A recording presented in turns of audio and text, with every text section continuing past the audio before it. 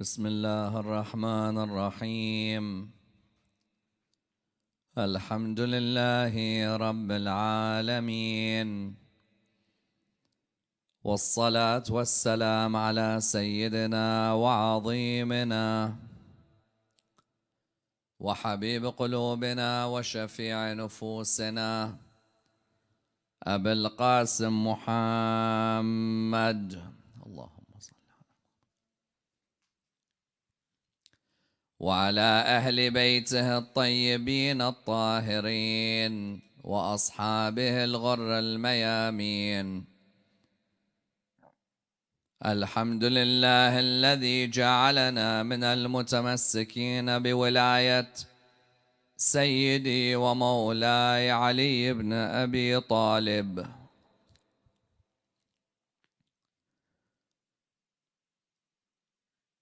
الحمد لله الذي هدانا لهذا وما كنا لنهتدي لولا أن هدانا الله. أما بعد، يقول الله في كتابه الكريم: بسم الله الرحمن الرحيم فاجتنبوا الرجس من الأوثان واجتنبوا قول الزور. Chess is a game which is played worldwide. In different countries around the world today, you find it seen as being a hobby in many people's lives. And indeed, it has a long history, a history that is spread across a number of continents and a number of cultures. Therefore, many ask the question that what is Islam's perspective on playing chess? Because there seems to be a confusion in the Muslim world today, and indeed for a number of years, as to whether chess or, for example, backgammon or dominoes or other games that may be played in parts of Muslim majority countries are halal or are they haram. We know very well that these are games that may either take a long time to finish, depending on your expertise, or, for example, are games which may be played over and over again. They are seen as being so enjoyable that people may sit in cafes, be these cafes in Europe or in the Middle East, for hours upon hours playing these games. There are many who may sit on a chessboard for sometimes 2, 3, 4 hours. And then there are certain records which have gone longer than those hours, depending on someone's expertise. And so you find, therefore, many within the Muslim community ask the question that playing chess, is it permissible or is it not? Is it prohibited or not? Indeed, this question may come from a number of angles. One angle is that someone may come across a hadith from the Prophet Muhammad, peace be upon him, or his family, which is so condemning of shatranj or of chess, that automatically a person not only doesn't play chess, but doesn't even want to touch a chessboard. When you see, for example, a hadith that states that when you, for example, touch, let's say, a pawn of the chessboard, that is like touching the blood of a pig, for example, then straight away a person equates this with a form of uncleanliness or a form of filth. And when you see the traditions that talk of the fact that playing shatranj or playing chess is alien to, or for example, akin to polytheism and disbelief, then a person straight away says that there is then no way in which we can play chess. On the other hand, they see, for example, Muslim majority countries where people play chess, are experts at chess. Iran, for example, one looks at a confederation of chess where you may take place in international chess tournaments. So a person looks at this and says, on the one hand, you may have some of the grand scholars who tell you that according to the hadith of the Prophet, peace be upon him, and his family, chess is completely forbidden. Then we see a Muslim majority country, not just Muslim majority, but Ja'fari majority country, where there are people who are playing chess in different parts of the country. How does then one reconcile this? Because there are many, as we know, jurists within Iran, for example. And if the state itself is governed through the theory of the guardianship of the jurist, then no doubt amongst these jurists are those who would have read the traditions that are in our literature which are against chess. They would have read the words of Imam Ali alayhi salam against chess, the words of Imam al-Baqir or Imam al-Sadiq alayhi salam as narrated by their companions, which are against chess. And so therefore one asks the question, then how would be this permissible in, for example, a government where a person who is the head of the state or those who are in the seminaries are amongst the greatest of the scholars, for example, who are alive today? Then you have others who say, well, what's the problem with playing these games? Firstly, I'm not harming anyone. I'm not, for example, getting in anybody's way. I may be sitting, for example, in Central Park near Fifth Avenue, and there might be some chess boards, for example, or chess tables that are out there for anyone to come and use. Then others who say that some people are lonely.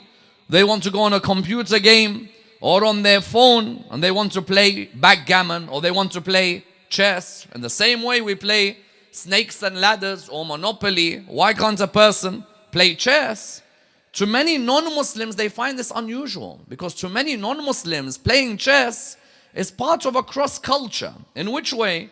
In the sense that if a person was to say that amongst the beliefs that the origin of chess was at one point in India, and then moved to Persia, and then moved to Arabia, and then went to European shores, then they say that, look, everybody in the world unites on this game. Whether you're a Hindu or a Muslim or a Christian, there is a love that you have for this game. You strategize in this game. Your mental faculties become sharper in this game. You recognize how to, for example, be opportunistic and be sharp at certain moments. You play with somebody and test your mental skills. Therefore, they look at this and they say, what's wrong? Why don't you allow it? To some, this is where Islamic law is not dynamic. They say that Islamic law is static. Islamic law, which they believe, for example, came in the time of Rasulullah sallallahu alayhi wa alihi, and in the time of the Ahlul Bayt, salawatullah wa salamu alayhim, you find that people will come and say that, look, this was how long ago? This was over 1,000 years ago.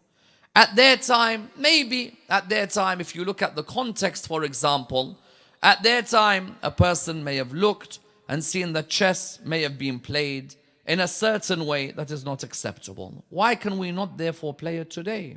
At the end of the day, at the time of Ahlul Bayt, salawatullah wa salamu alayhim, they may have seen someone who may have been immoral play chess. Does that mean that if I'm a moral person, I cannot play chess? Further than that, there are those who say, listen, I have a chessboard at home. Okay, so if I have a chessboard at home, do I now, for example, have to sell my chessboard? Because there are traditions which talk of the fact that you can't even keep a chessboard in the house. And that if people play on that chessboard because you have kept it in the house, this is akin to you falling into a state of disbelief, if not a state of polytheism. So now even people turn around and say that I've just put a chessboard as a form of luxury. Even we're not going to play. Maybe the kings and the queens are made out of a certain diamond and we've left it at home as a form of interior design, let's say, nothing more. And yet they say that there are traditions which differ with this. Therefore tonight, let's look at the debate concerning chess and why some of the grand maraja are amongst those who allow it and some are those who prohibit it. And what are the different opinions? I'd like to do this in the following stages. Number one, where in the Quran is it mentioned that the game of chess is prohibited? Number two, how does gambling play a major role in this prohibition? And what are the discussions concerning maysir, mentioned in the Quran, and concerning qimar, for example, mentioned in the world of fiqh? Number three, when we look at the ahadith in both Shi'i and non-Shi'i literature. What do they talk about when it comes to chess? And why are they clearly so against chess? And what are the opinions of the Imams of the different schools of fiqh? And how does Imam al-Shafi'i refer to an opinion in relation to talahi and salah? Further than that, if the Ahl al-Bayt salawatullah wa salamu alayhim have said that chess is prohibited, how then do you have some maraji' from Sayyid Ahmad al-Khunsari onwards, who for example say that chess is allowed? And what is the basis for them saying that chess is allowed? Further than that, when someone plays games like chess, what is the opinion of Ayatollah al-Sistani on playing chess, on playing backgammon, even if gambling is not involved? Does he allow these games to be played, or does he not allow them? And then further than this, when we look at the key area, how did the Umayyads and the Abbasids revel in the game of chess? What was their lifestyle in relation to this game? And how is it that one Umayyad Khalifa played chess while the head of the grandson of Rasulullah sallallahu alayhi wa alih was next to the chessboard? And how normal had it become after Rasulullah sallallahu alayhi wa alih died for people to even cook food near heads that had been decapitated, let alone play chess? Let's examine this and dissect the topic in complete depth. When it comes to chess being haram, for many years when we were growing up, we always used to hear that chess is haram, that the moment you even thought of playing chess, if that was your inclination, then you were told straight away that it's haram. Or there were some families who, for example, would let their children play chess, but wouldn't know about what the verdict was, whether chess was halal or haram. You find that the general opinion that always was given, and the opinion of the likes of Ayatollah al-Sistani, is that chess is haram. Whether you play chess on the chessboard, or whether you play chess, for example, on your phone, in both cases, it is haram. A person cannot play chess. This is something completely prohibited. On what basis does Ayatollah al-Sistani, for example, reach this conclusion? Obviously, he's going to look at ayahs of the Holy Quran, verses of the Holy Quran. And at the same time, he's going to look at the traditions of Ahl al-Bayt, salawatullah wa salamu alayhim.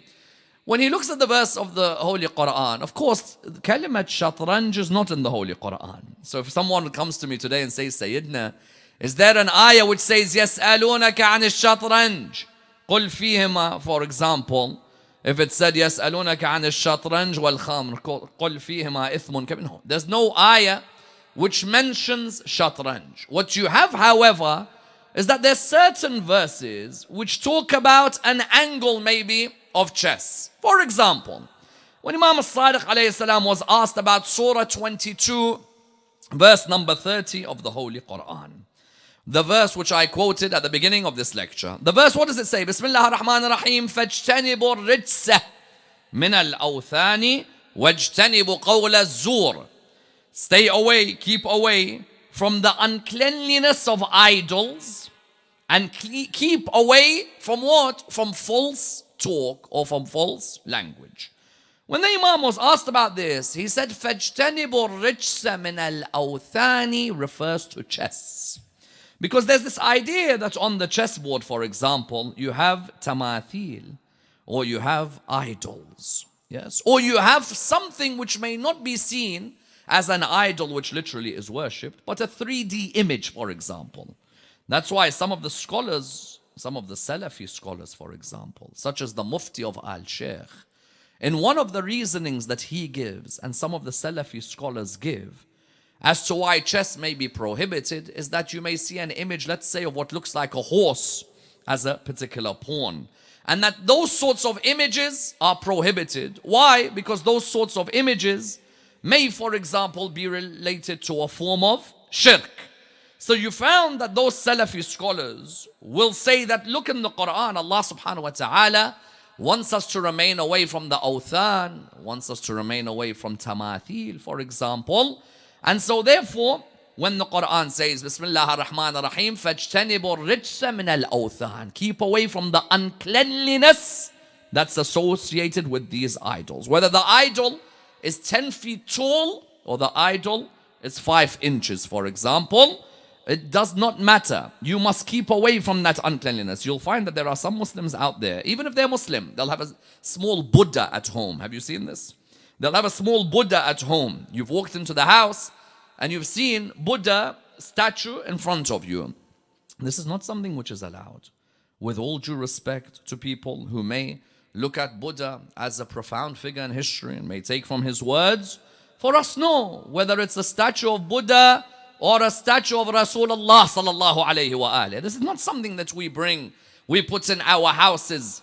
This is something which is seen as what? As something which is associated with the awthan, with the timthal, with the asnam. And therefore it is seen as something that you must stay away from. Someone says, yes, Sayyidina, that Buddha statue is something that I will not keep in my house. But this is just a small pawn in the chessboard, nothing more, nothing less. Even that, Imam al-Sadiq says that the tafsir of the ayah, Bismillah ar-Rahman ar-Rahim, فَاجْتَنِبُوا الرِّجْسَ مِنَ الْأَوْثَانِ وَاجْتَنِبُوا قَوْلَ الزُّورِ. What's قَوْلَ الزُّورِ? قَوْلَ الزُّورِ, according to Imam al-Sadiq, to stay away from music. Because people also ask, is there an ayah, for example, يَسْأَلُونَكَ عَنِ الْمُوسِيقَى? There's no ayah, يَسْأَلُونَكَ عَنِ الْمُوسِيقَى. قول الزور are false words, because inevitably in some cases, not all, in some cases musicians, their words may be opposite of the words that have been brought by the religion. You may sometimes hear certain messages in music, whether they are hidden or blatantly open, which may be against the words of Rasulullah sallallahu alayhi wa alayhi. How many times have you come across a track which is there in every shopping center and every mall, even at the gym, you may hear it in the background, and you're like, this is not what we ourselves would say the Quran would say. The language may be vulgar, may be cursing, and so on. So, Imam al-Sadiq, when he says, فَاجْتَنِبُوا رِجْسَ مِنَ الْأَوْثَانِ, the tafsir of it, someone might turn around and say, okay, if I can't have that small Buddha statue in my house, for example, then is it right for me to go and smash up or bomb this idol where there are, for example, idol statues of Buddha somewhere? No, not at all. This is not the way Islam wants us to talk about our religion or to look at the beliefs of others. I may drive in London and I see a big statue of Buddha. That's their belief system. I don't come near this. I've not been given any prerogative by God in any way to go and pick up an axe and destroy somebody's idol. That's for them. There are people who accept this. For us, no. So even on that chessboard, a person may look at these. There might be an association there. Then number two, what do you have? You have this association continue with a tradition that Imam Ali alayhi salam used Surah 21 verse 52. Yes.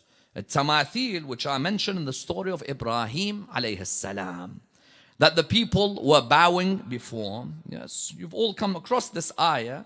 ما هذه التماثيل التي أنتم لها عاكفون. When you come across this ayah, you find that Nabi Ibrahim alayhi salam, what does he say to them and to his uncle and to the rest of the people? What are these idols that you people are what? Are bowing towards, are worshipping and so on? They say that Imam Ali alayhi salam used this ayah when he walked past people who were playing chess. This is in Sunni and Shia literature. Of course, in Sunni literature, according to a number of scholars, this hadith is da'if. They say it's weak, that Imam Ali alayhi salam apparently stopped a game of chess by using this ayah of the Holy Quran. That these tamathil, what are you doing? Now all of a sudden you're worshipping them, bowing down before them. They say that what is this? This is something which is not acceptable. That Imam Ali alayhi salam is making it clear that why are you people moving these? These are as if you are moving the idols from the time of Nabi Ibrahim alayhi salam. So again, we have an ayah of the Quran related to Nabi Ibrahim. This angle of chess, therefore, is related to this image that you have. An image which is created in the form of a small, let's say, statue or something. You know, some religions, they'll have small statues they place on the table. Every day they read a prayer towards that statue on the table. They will talk to that statue on the table. It's only this big. It's not nothing huge. So on the one hand, you have this idea that chess is prohibited because of this. On the other hand, possibly the main reason is because of the gambling associated with playing chess. Why? We see within the Holy Quran the two verses where gambling is mentioned. One of them is in Surah 2, verse 219. Bismillah ar-Rahman ar-Rahim. يَسْأَلُونَكَ عَنِ الْخَمْرِ وَالْمَيْسِرِ. Yesterday, we discussed khamr, intoxicants. They ask you concerning the intoxicants. Now, alongside that verse, يَسْأَلُونَكَ عَنِ الْخَمْرِ وَالْمَيْسِرِ. Al-maysir refers to what? To a form of gambling. A wider form. You may have qimar, for example, and you may have maysir. We grew up, when we hear gambling, we would normally hear what? Qimar. Your parents would never say, for example, that you stay away from maysir. They'll say, stay away from qimar. Stay away from gambling. Arabic, there is the word qimar and the word maysir. Qimar, for example, maybe that you end up owning a certain property or a certain asset. Your ownership is gained because of a wager that's been placed. Okay, you may end up having someone lose the whole amount that comes to you. That's a game of chance. But likewise, maysir is a form of gambling, but a wider scope of game of chance. On the contrast of qimar, which may be what? Ownership because of a wager. Yes, we'll have a wager, me and you, for example. Who's going to win the game tomorrow? Okay, £5, £10, £50, and so on. Or you may have something else, which is what? Which is maysir. The Quran mentions maysir. يَسْأَلُونَكَ عَنِ الْخَمْرِ وَالْمَيْسِرِ. Al-maysir, for example, is a wider scope of games of chance. Where, for example, some of the Arabs used to come together. They used to shoot arrows. Whoever wins, they would then distribute the camel according to whoever's arrow, for example, reached its target. That is not what we normally associate with gambling. We normally associate with gambling that, look, we're going to have a wager on the horses, for example. We're going to have a wager on that Grand Prix. We're going to have a wager who's going to win the Premiership. Whereas with maysir, no. You may all come together, 6, 7 of you, and you may use a particular idea and see how you distribute whatever you're victorious in. Irrespective, when they asked, يَسْأَلُونَكَ عَنِ الْخَمْرِ وَالْمَيْسِرِ, they ask you about intoxicants and about what? About the games of chance. The games of chance. The games which involve gambling. قُلْ فِيهِمَا إِثْمٌ كَبِيرٌ وَمَنَافِعُ لِلنَّاسِ وَإِثْمُهُمَا أَكْبَرُ مِنْ نَفْعِهِمَا. Therefore, maysir here is referring to what? Referring to gambling. Gambling could be seen in the world of chess. That when they used to play chess, many of them didn't play because I want my mental capacity to increase, or I want my IQ to increase, or I want to be sharper than everybody else. Listen, buddy, how much you putting on this game? A person, in many of these games, you want to put a wager on. You want to say to the person, listen, I want your money. You want to play with me? We play a game of strategy. How long will it take? Someone say, Sayyidina, but we don't gamble. No, wait. Nobody starts necessarily by gambling straight away. At the beginning, all of us are playing these games. You know, there are certain people in the Muslim world today, in Muslim countries. Forget non-Muslims. Forget non-Muslims. Let the non-Muslim do what he wants to do. In Muslim countries, they have poker nights. Openly. It's all together for a poker night. Same person, by the way, will hold the alam of Abu al-Fadl al-Abbas. Into these hands that are playing, are going in the world of gambling, is the same hand that holds the flag of Abbas alayhi salam. The hand that touches poker is the same hand that goes on the shrine of Hussein alayhi salam. The hand that goes towards poker and goes towards casinos, you know, because for many Muslims, there is a situation which takes place. They'll go to casinos. Why? He say, you know what? Ana Muharram, Safar. I go to mosques. I do religious things. Shahar Ramadan. I fast. But you got to also have deen and dunya. You can't just have deen. There has to be dunya as well. It's like, what's dunya? Says, I want to enjoy gambling, whether it's gambling with chess, gambling with backgammon, gambling with cards, gambling with poker. And the effects are disastrous. When the Quran said its disadvantages outweigh its advantages, without a doubt, how many people, I ask you, their life was ruined because of gambling? How many people do you know? Their lives were literally destroyed because of gambling. Because gambling is an addiction that even betting adverts tell you bet responsibly. Sometimes you see on the board somewhere it says, don't drink and drive. Okay, so why don't you just put a full stop next to don't drink? That's enough. How many betting adverts do you see which say, don't drink or don't bet irresponsibly or bet responsibly? And so why don't you just say don't bet? You know that many people may go through a period where they get addicted to betting. They get addicted to playing games of chance. There are people, believe you me, who were the most devout people. When they entered the machines, the slot machines, you know, sometimes they place them cleverly as well. You place them in the middle of the highway service stop. Because you know this person, for example, has got some free time, wants to rest. Why not enjoy? Play, come and play. One of the works which affects the human soul is when you play on these betting, slot machines, poker, cards. Even if you're not playing with what? With money. Because a person says, we're just going to play cards, but not with money. That's at the beginning. Then it gets boring. You know, Shaitan also wants to have a little word with you. He's like, listen, this game been boring. You win, he wins. Put some money down. Let's see how much more you put down. And now beautifully, we have Muslims who sit, poker, poker, poker, poker. This game, that game, this game, that game. The same people who will go on ziyarah are the same people involved in games of chance where they bet and bet. And why? Because in some cases they have so much money they don't know what to do with it. Allah subhanahu wa ta'ala will ask each and every one of us about the ni'am that He gave us. He will ask us about the blessings that He gave us, the hidden ones and the apparent ones. There are some blessings we have which are hidden. For example, there's parts in my body which are hidden. He's going to ask me, how did you take care of them? But there are some blessings which are apparent as well. When Allah has given you all of that money, what do? You don't know what else to do. You squander it. When the Quran said, يَسْأَلُونَكَ عَنِ الْخَمْرِ وَالْمَيْسِرِ, because the Arabs had two problems, alcohol and gambling. The problem they had with alcohol reached a level where Sa'ad bin Abi Waqqas, Umar bin Sa'ad, his father, Sa'ad bin Abi Waqqas, and this other person had a punch-up. And the Quran came down with the verses that what? قُلْ فِيهِمَا إِثْمٌ كَبِيرٌ مَنَافِعْ لِلنَّاسِ إِثْمَهُمَا أَكْبَرْ مِنْ نَفْعَهُمَا. When it said إِثْمَهُمَا أَكْبَرْ مِنْ نَفْعَهُمَا, what was it saying to us? It was saying that this sin, its disadvantages outweigh the advantages. Likewise, there was a gambling problem. Do you know what stage it reached in Arabia with gambling problems? Say, for example, me and you are playing a game of chance, whatever it is. I don't know, chess, backgammon, whatever it is. With that gambling problem, they even would put their wives at stake. Sometimes I put, for example, though some of them I think wanted to get rid of their wives and that's why they put them at stake. But with others, they put their wives at stake. Literally, they put their wives at stake. You know how? 5 dinar, 10 dinar, 100. How much more you put? I'll give you my wife.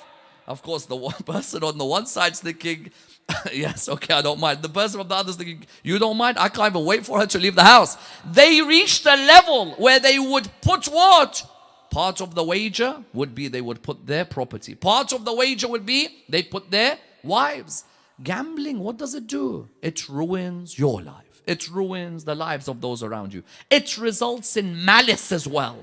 Because the one who owes you money, you're going to go after him, aren't you? When you go after him, what are you going to do when you go after him? Salaamu alaikum, let's have a cup of tea. You've got a gun out.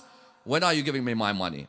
That person then lives a life where they have nervous disorders. All of a sudden they can't walk around because they're always watching, I owe this person a debt, I owe that person a debt. And the betting company sits comfortably. Comfortably. Doesn't matter whose lives have been destroyed, it was your choice. What do you mean it's your choice? We're all a society, we come to work together. We're all neighbors of one another. Surely such things, they're going to end up destroying each other's lives.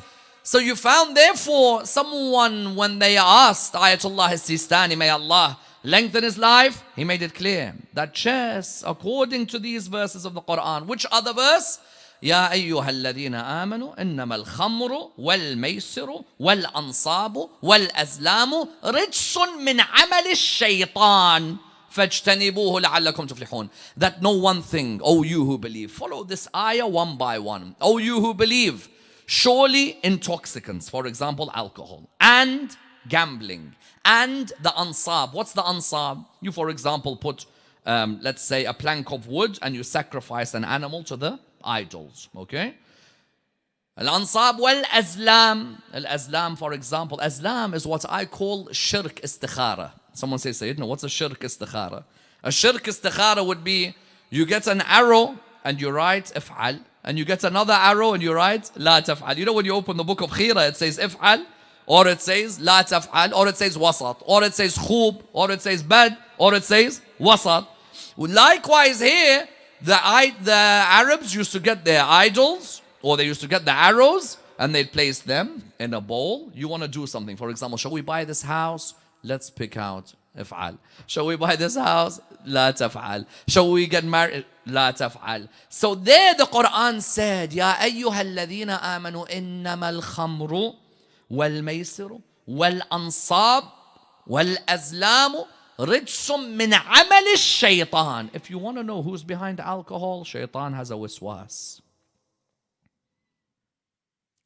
Someone says, Sayyidina, when there is a whispering in me, is that my nafs or is it shaitan?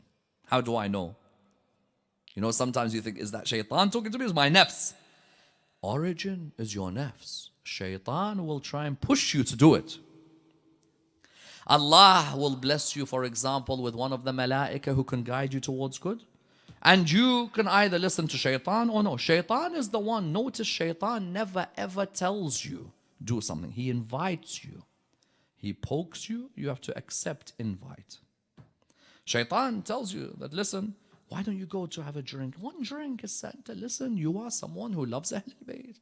Having a bit of a fun night at a casino, doesn't matter. There's this thing called khums. You can sin launder. You know, you have money laundering, sin laundering. You can sin launder. Give khums and donate to one of these charities. Allah will wash it away. Shaitan's the one who used to come to them and say, sacrifice your animals to the idols.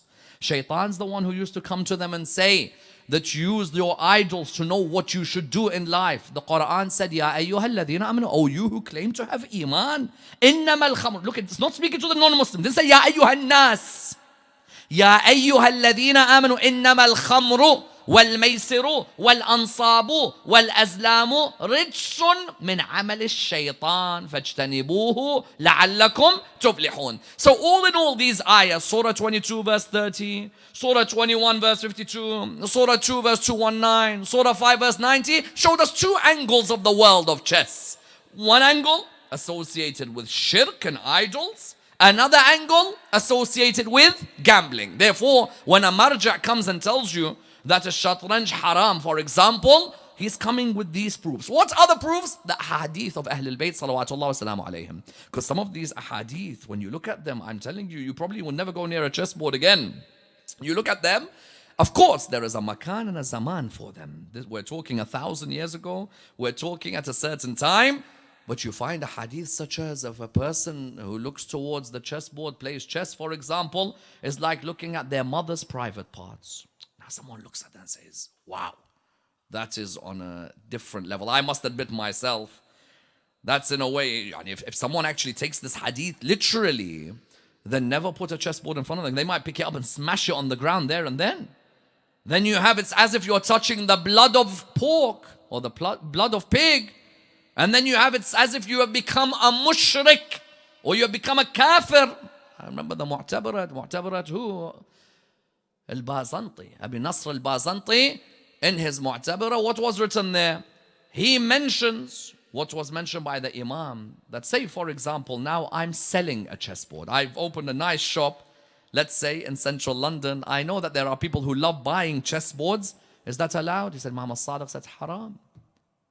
And then, how about the food that I eat from the money I've made by selling chessboard? It's not halal. And how about if I keep it in my house? It can take me towards kufr. How about if people play it while in my house? It takes me towards shirk. Imagine the imams and their traditions make clear that this is like the blood of a pig. Looking at the mother's private parts. Polytheism, shirk, kufr. A person reads all of these traditions. Of course you expect and you understand why Ayatollah Sistani, for example, would say this is prohibited. Go on Sistani, for example, .org or najaf.org. Look at his opinions clearly on chess. Prohibited, haram, doesn't matter on your phone, doesn't matter computer, doesn't matter, no gambling. It doesn't matter. It is completely haram. So he comes from which angles? From these angles. The other schools in Islam, you find that generally speaking, for example, the Mufti of Al-Sheikh in Saudi Arabia, he says it's haram. Then you have others, for example, such as Imam al-Shafi'i has an opinion that it's allowed unless it gets in the way of salah. Say, for example, we're playing chess. And this comes to the idea of what? Talahi. You know, sometimes the idea of talahi is what? is that you're in a world now where you're wasting your time with something, or your time is being taken up by something. He says that, look, if, for example, the time of Salah has come, when the time of Salah has come, it's 1:15, or it's, for example, 7 p.m., and you're playing chess, you're so engrossed into this game. Those who have played it might tell you just how engrossed you become, that you're not thinking of anything else except one move. And that one move can take how long? Sometimes it could take half an hour, sometimes it could take an hour, sometimes it could take a couple of hours. So you're so engrossed. Ya Allah, Ya Salah, Ya Haib. I'm not wait, Salah can wait. Salah till Maghrib 7, it finishes at 11. Whatever, I can wait until the end. I'm in this game and I'm not moving. And truly, it's one of the games that when you're into it, you may forget everything else. Because all you're looking is what's his move, what's my move, what's her move, what's the next move, what do we do, where does this go, where does that go? So you're so engrossed in it. So he says, unless it affects Salah. If it doesn't affect your Salah, then you're allowed to play it, for example. So you have this of the opinions, which comes on terms of who? In terms of prohibition, based on Quran, based on Hadith. However, Said Ahmed al-Khansari, who passed away around 35 years ago, in his Jami' al-Madarik, what does he say? In Jami' al-Madarik, he looks at the opinions as to why chess is allowed and should be allowed. Because you know, you had scholars who had come, for example, since 1979, who looked at how ijtihad is needed on certain issues. That at their time, they may have been prohibited. For example, let's say, in relation to gambling. That chess was known, shatranj was known at that time in relation to gambling. Maybe today, shatranj or chess is not the same shatranj of that time. Even if a person looks at the evolution of chess, from India to Iran to Arabia to Europe, will you agree that even the shapes and the characters have been changed? There's been a change, there's been an evolution, and possibly as well that there's no gambling involved. So if you're saying that it's to do with gambling, well, today there are people who may play chess without putting any money on it. So he looks at it and he says that a person has to look at that time and look at today. If you look at that time in relation to today, people, if they're not putting money on it, then what's wrong with playing it? If a person, for example, is not putting money, that when we're going to play chess together, we're not going to put a wager on it, then why can't people play chess together? And that this may, for example, improve their mental faculties, their concentration, and so on and so forth. Further than that, he says, if you're saying that the reason why chess is prohibited is because it wastes your time, how many things do we do which can be put in that category? Why? Football can become haram. Anything can become haram if you're going to use that category. In which sense? In the sense, for example, how many things do you do that salah time comes, but if you're doing them, you may not even stop. Alhamdulillah, in some tournaments I've seen in the Muslim community, there are some sport tournaments when it comes to Salat al-Dhuhr or it comes to Salat al-Maghrib, the people will stop for salah.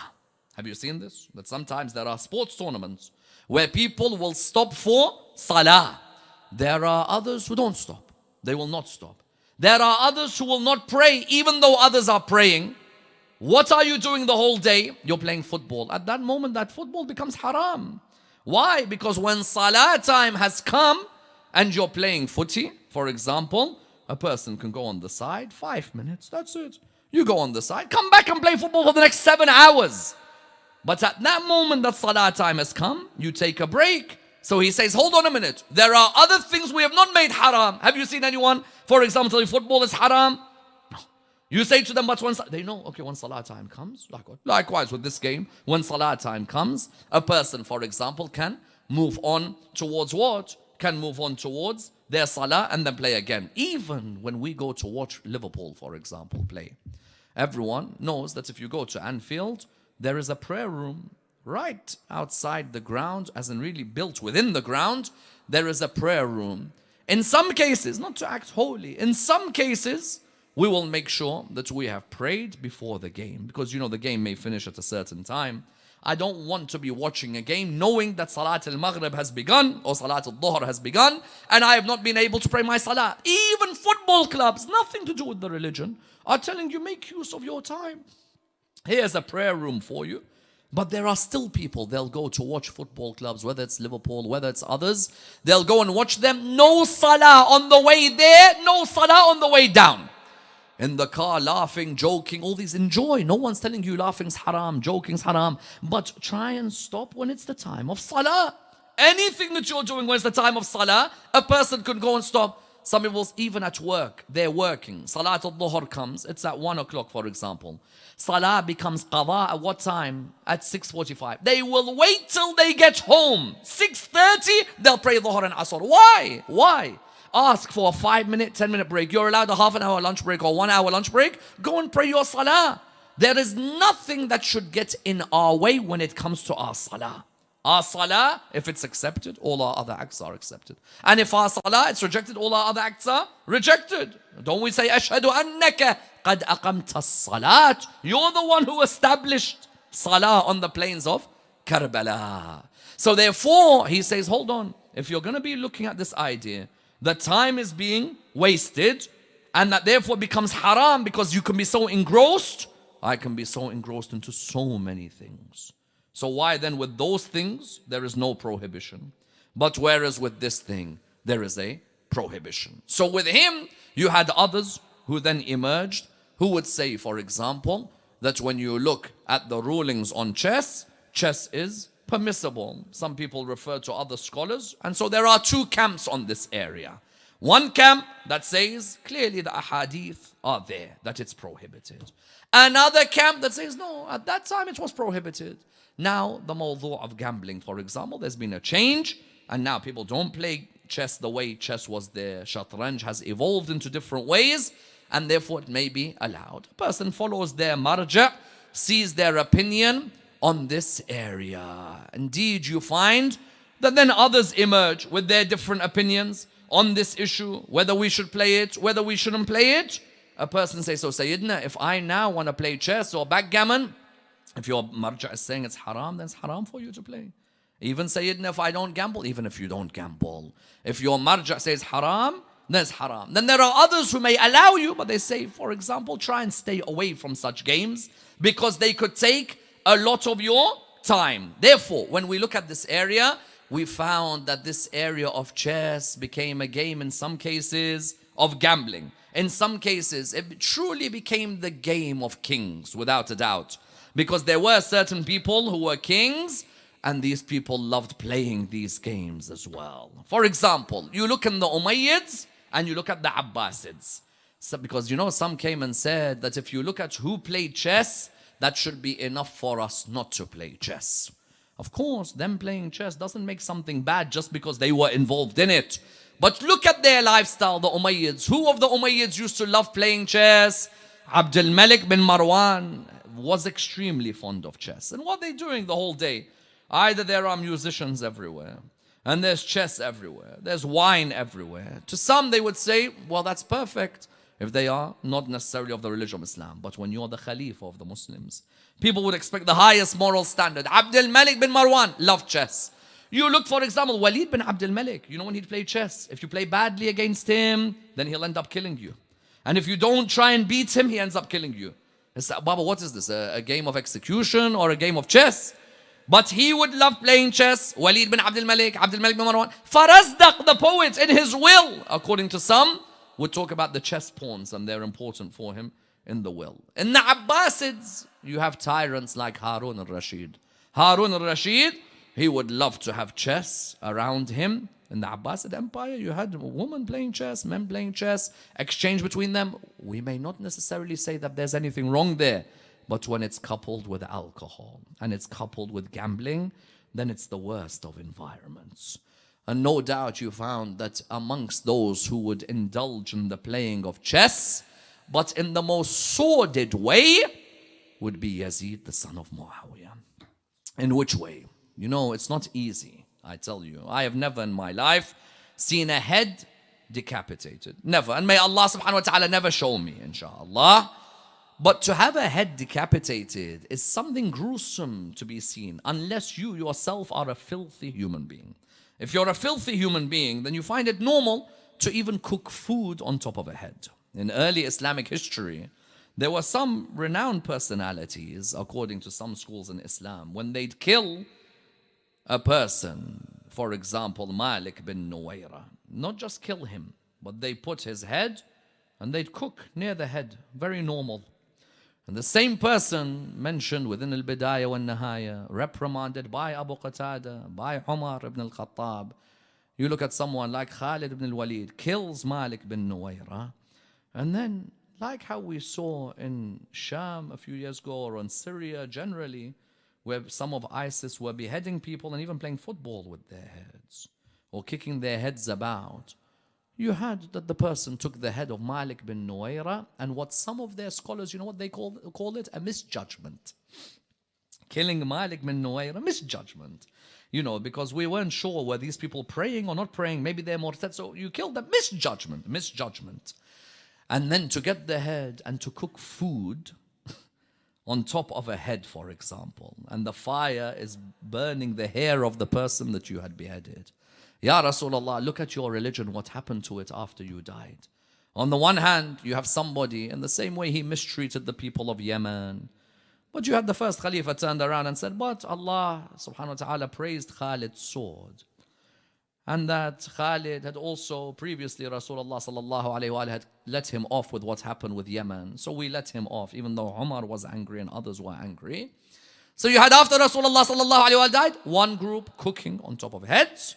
But even worse than that, you had in Sham a man playing chess next to the head of the grandson of Rasulullah sallallahu alayhi wa alih. Because there are some who say that the reason I'll never play chess and I'll never go near it has nothing to do with gambling or nothing to do with, for example, shirk. It brings back memories for me, according to some. They say the memories that it brings back is the son of Fatima al-Zahra alayhi salam, his head being placed with wine on one side and with the tool of gambling on the other. The Quran had said, يا أيها الذين آمنوا إنما الخمر والميسر والأنصاب والأزلام رجس من عمل الشيطان. That this is from what? This is from the filth of shaitan, from the impurities of shaitan. And yet 50 years after you died, Ya Rasulullah, your community is engulfed with shaitan and the embodiment of shaitan. I ask you, how did it feel for the sister of Hussein, seeing on one side alcohol near her holy brother's head, and on the other side seeing a chessboard while people are playing chess coldly, while the son of Fatima's head is there, and then poking it with their sticks, poking their eyes, poking his teeth. For some of them, you found that they couldn't take what was happening. They tried to remain patient as adults. But for some of the children, the pain of their father's beheading got to them. And for others of the children, they'll keep on calling out, Abata, Abata wa Abata wa Husayna. Amongst those children, Ruqayya, the daughter of Imam al-Hussein alayhi salam, the same Ruqayya who had kept on asking, where is my father, Aba Abdullah? I want to touch his beard one final time. I want to look into his holy eyes. I want to see his holy body. But when the man walked in with the bowl, she looked at her auntie Zainab. She said to her auntie, why do they bring me food? I'm not hungry. That moment when she lifted the head breaks our hearts every year. Take your heart tonight. Take your heart tonight to Sham, to the grave of Sayyidah Ruqayya. When she lifted the top of the bowl, she saw the holy head of Aba Abdullah. At that moment she called out, Abba, Abba, Abba, man alladhi qata'a ra'sak? Father, Father, Father, who is it that has cut your head? Abba, Abba, Abba, man alladhi khadhab lihiyatak? Father, Father, Father, who has drenched your beard with all that blood? Abba, Abba, Abba, man alladhi أيتمني على صغر سني. Oh Father, Father, Father, who has orphaned me at this young age. All of a sudden a pause enveloped Sham, a silence enveloped Sham. Imam Zain al-Abidin called out, Amma Zainab, inna lillah wa inna ilayhi raji'un. And that moment Ruqayya had died. She was able to return to see her father.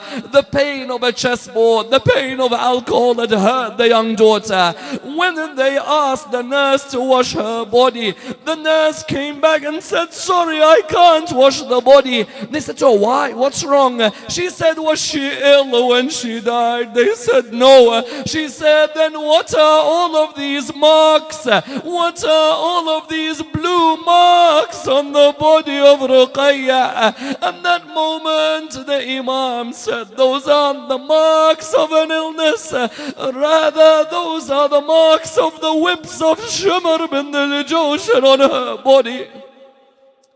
Inna lillah wa inna ilayhi raji'un. Ya Allah, raise us with Muhammad and Al Muhammad.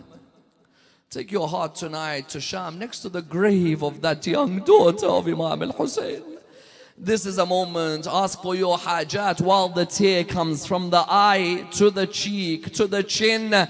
Imam would tell the son of Shabib, Allah forgives your sins because of that tear. Be they few, be they numerous, be they big, be they small, my dear brothers and sisters, wherever you may be, make your mannat, your nadar at this moment.